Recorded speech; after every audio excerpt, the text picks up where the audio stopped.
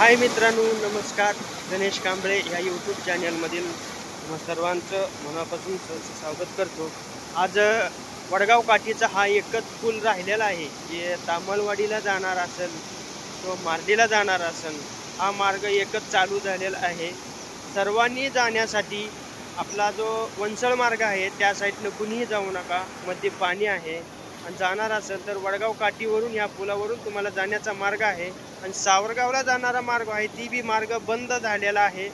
तरी बी सावरगावला जाणारे ह्या वडगाव काठीवरून तामलवाडी मार्गे जावावे अशी मी तुम्हाला सगळ्यांना सांगण्याचं आवाहन करतो.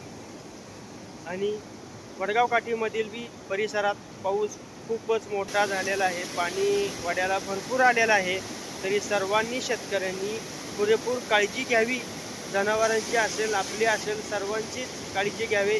दिवस खूपच बेकार चालू आहेत. एकतर पुरेपूर प्रत्येक गावानी जी घडू नये ते घडायला लागलेलं आहे. तरी सर्वांनी काळजी घ्यावी. एवढंच सांगू इच्छितो की प्रत्येकाने स्वतःची काळजी घ्या आणि आपल्या घराबाराची बी काळजी घ्या. पाऊस